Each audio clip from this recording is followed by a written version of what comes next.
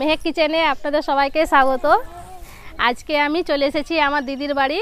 আর গ্রামে এই দিদির বাড়িটা হচ্ছে, দিদির বাড়িতে দেখেন অনেকগুলো চাল কুমড়ো ধরেছে। এই চাল কুমড়ো পেড়ে আপনাদের আমি মরব্বাটা বানিয়ে দেখাবো, যেটা হবে সাদা ধপধপে, ওপরটা হবে শক্ত আর ভিতরটা হবে রসালো। আর এটা বানানো খুবই সহজ, খুব সহজভাবে আপনাদের আমি বানানো দেখাবো। আসুন তাহলে দেখে নেন কীভাবে চাল কুমড়ো মরব্বাটা বানাচ্ছি। দেখেন কত চাল কুমড়ো ধরে আছে, অনেক ধরেছিল, সব খাওয়া হয়ে গেছে। এই কয়টি রেখেছে মোরব্বা বানানোর জন্য। তাই এখান থেকে আমি একটা পেড়ে নেব।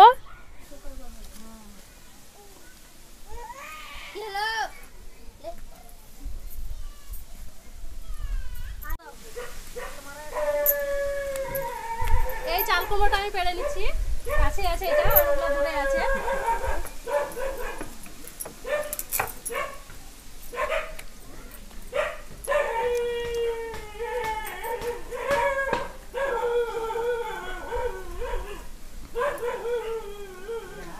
অনেক মোটা আছে এটা।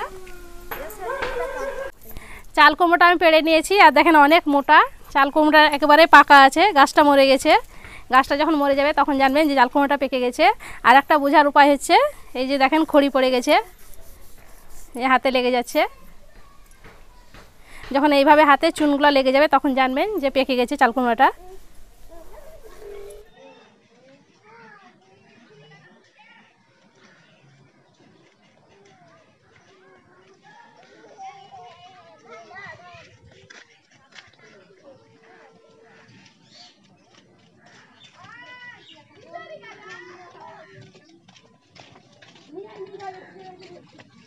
আপনি আমাদের চ্যানেলে প্রথমে সাবস্ক্রাইব করুন, তারপর বেল আইকন টিপে অল নোটিফিকেশনটা অন করুন।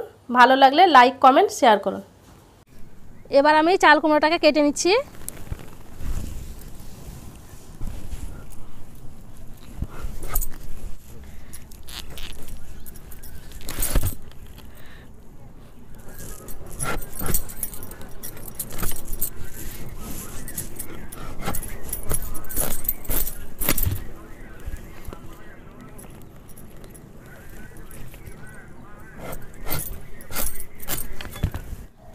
চাল কুমড়োটা পাকা কিনা তার একটা বোঝার উপায় হচ্ছে, চাল কুমড়োর বীজগুলো দেখেন এইরকম হলুদ হয়ে যাবে।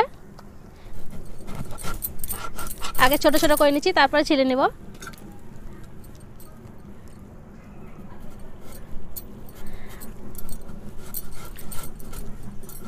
ভালো করে ছিলে নিতে হবে যাতে সবুজ অংশ না থাকে।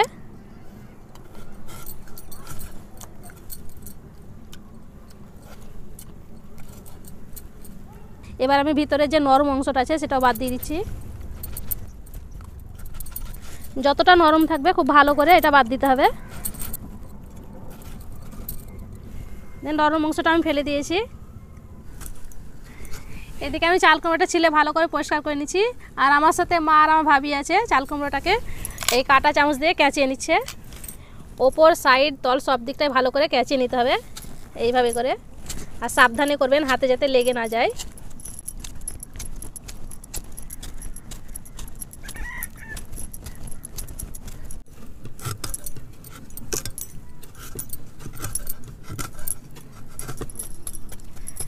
সব চাল কুমড়োগুলো আমি ছিলে পরিষ্কার করে নিয়েছি এবং ক্যাঁচানো হয়ে গেছে। মা আর আমার ভাবি সবগুলো ক্যাঁচিয়ে দিয়েছে। আর ক্যাঁচাতে ক্যাঁচাতে দেখেন অনেক রাত হয়ে গেছে। দেখেন খুব ভালো করে ক্যাঁচিয়ে নিয়েছি। চারিদিকে খুব ভালো করে ক্যাঁচিয়ে নিতে হবে। দেখেন একেবারে সফট হয়ে গেছে। দেখেন কত রস বের হচ্ছে। ক্যাঁচানোটা যদি ভালো হয় তাহলে পরে এরকম জুস বের হবে। এখানে আমি দুটো জায়গাতে পানি নিয়েছি। এই পানির মধ্যে আমি এখানে চুন দিয়ে দেবো। আর এই চুনটা যে আমরা পান খাই সেই চুন।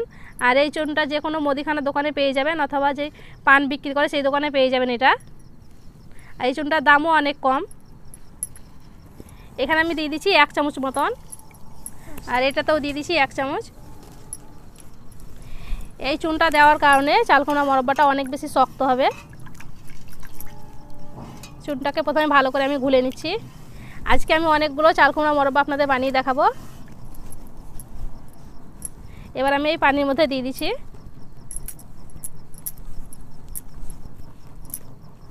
এমনভাবে পানিটা নেবেন যাতে ডুবে থাকে এইভাবে।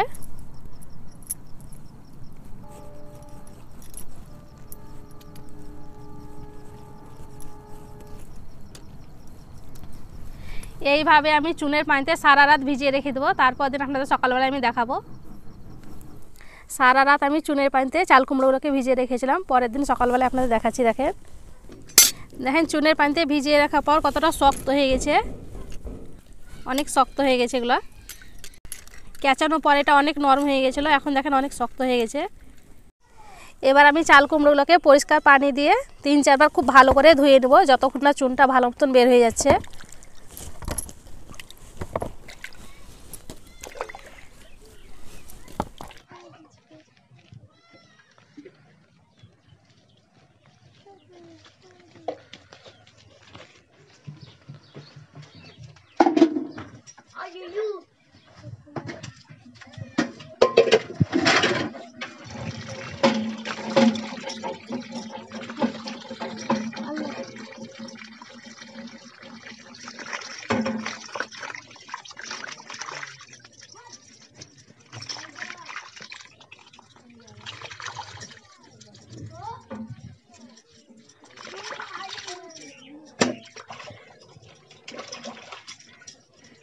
খুব ভালো করে এইভাবে কচলে কচলে ধুয়ে নিতে হবে 3 থেকে 4 বার পানি পাল্টিয়ে।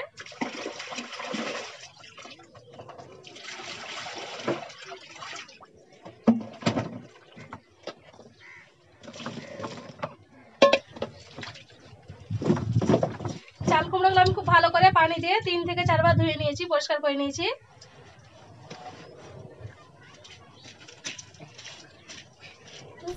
এবার আমি ছোট ছোট পিস করে কেটে নিচ্ছি।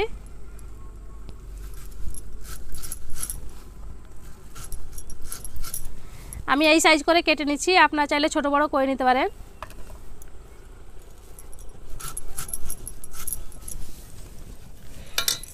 এইভাবে করে আমি সবগুলো কেটে নিচ্ছি, তারপর দেখাচ্ছি।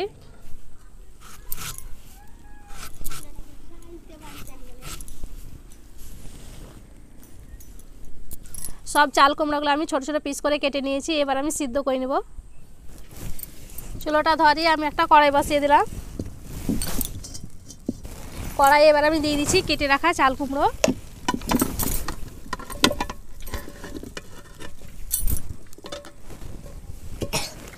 এবার আমি কড়াই দিয়ে দিচ্ছি পানি।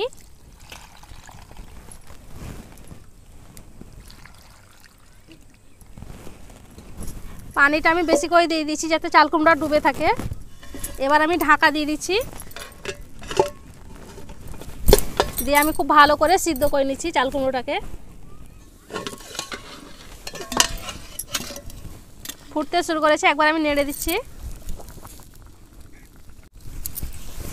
আবার আমি ঢাকা দিয়ে দিচ্ছি, দিয়ে 10 মিনিট ভালো করে সিদ্ধ করে নিচ্ছি।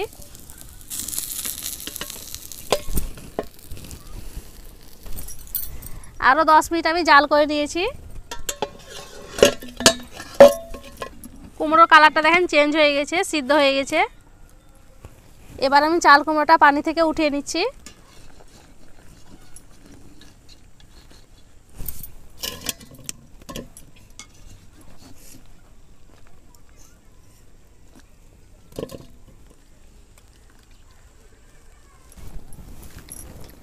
সব আমি চাল কুমড়ো পানি থেকে উঠিয়ে নিয়েছি, দিয়ে পানিটাকে আমি ভালো করে আগে ঝরিয়ে নিচ্ছি।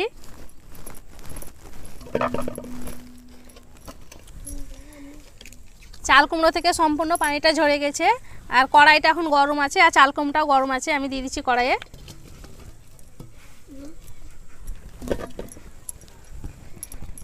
এখানে আমার চাল কুমড়ো আছে 2 কিলো, তাই আমি এখানে 1 কিলো চিনি দিয়ে দেবো। আর চিনিটাকে আমি আগে থেকে গুঁড়ো করে নিয়েছি, গুঁড়ো চিনি দিলে পরে তাড়াতাড়ি গলে যায়। এই চাল কুমড়োটা গরম আছে, গরমেই গলে যাবে।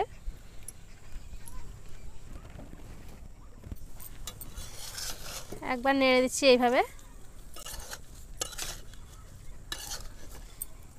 এখন দেখেই দেখেন দেখতে কতটা সুন্দর লাগছে। আবার আমি দিয়ে দিচ্ছি চিনি।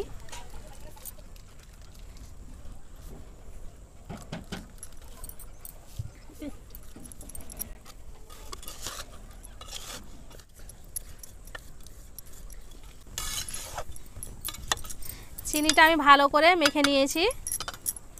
এবার আমি ঢাকা দিয়ে এটাকে রেখে দিচ্ছি 1 ঘন্টার জন্য। 1 ঘন্টা পর আপনাদের দেখাচ্ছি। সম্পূর্ণ চিনিটা গলে পানি হয়ে গেছে। এবার আমি চাল কুমড়োগুলো শিরা থেকে উঠিয়ে নিচ্ছি। আর এখন থেকে দেখেন দেখতে কতটা সুন্দর লাগছে।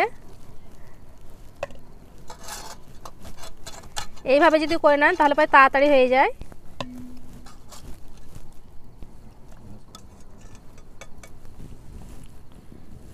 সব চাল কুমড়োগুলো আমি শিরা থেকে উঠিয়ে নিয়েছি। এবার আমি কড়াইটা চুলোয় চাপিয়ে দেবো, দিয়ে শিরাটা একটু ঘন করে নেব।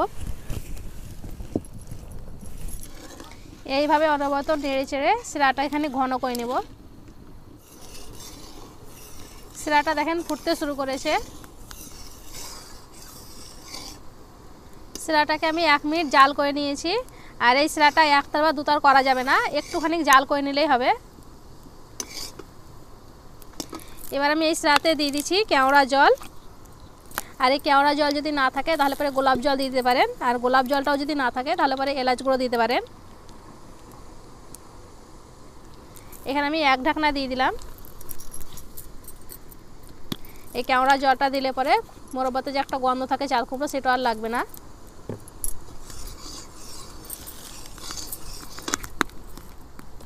এবার আমি চাল কুমড়োগুলো দিয়ে দিচ্ছি।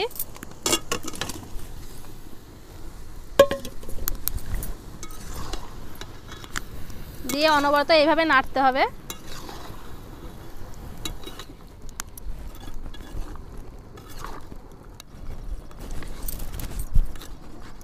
মোরব্বাগুলো দেখেন কত সুন্দর লাগছে দেখে, কত সাদা ধপধপে হয়েছে একেবারে। আর শিরাটা দেখেন কত সুন্দরভাবে ঢুকেছে। এইভাবে অনবরত নেড়ে চেড়ে জাল করে নিতে হবে। আর শিরাটাকে একেবারে শুকিয়ে নেওয়া যাবে না, একটু থাকতে থাকতে এটাকে নামিয়ে নিতে হবে। আর শিরাটা দেখেন অনেকটা কমে গেছে, একটু তলে আছে, খুব বেশি নেই। এই অবস্থাতে এবার নামিয়ে নিতে হবে এটাকে। চাল কুমড়োটা শিরাতে জাল করা হয়ে গেছে। এবার আমি চুলো থেকে নামিয়ে নিচ্ছি।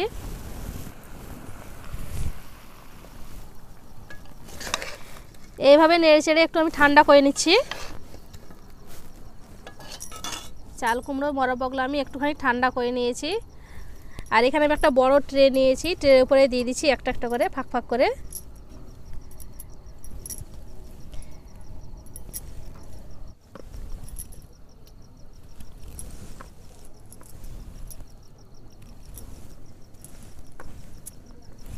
সবগুলো আমি চাল কুমড়ো মোরব্বা একটা ট্রেতে উঠিয়ে নিয়েছি।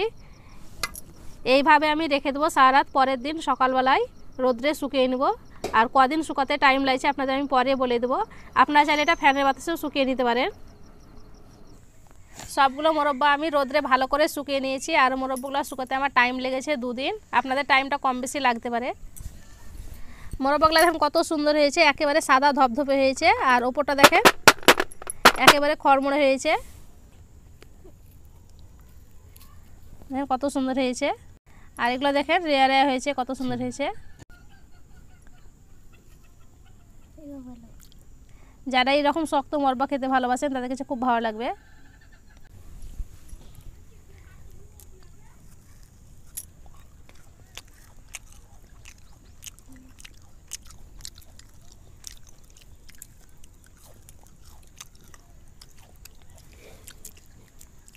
চাল কুমড়োর মোরব্বাটা খেতে দারুণ হয়েছে। আমরা যে বাজার থেকে কিনে খাই ঠিক সেই রকম হয়েছে। আর দেখলেন তো বানানো কত সহজ, খুব সহজভাবে আপনাদের আমি বানানো দেখিয়েছি। আর এইভাবে মোরব্বা বানিয়ে একটা এয়ারটাইট কৌটোর মধ্যে ভরে রেখে দেবেন, তাহলে পরে দেখবেন 15 থেকে 16 দিন পর্যন্ত ভালো যাবে। আর যদি এটাকে ফ্রিজে রেখে দেন তাহলে পরে এটা 1 বছর পর্যন্ত ঠিক থাকবে, নষ্ট হবে না।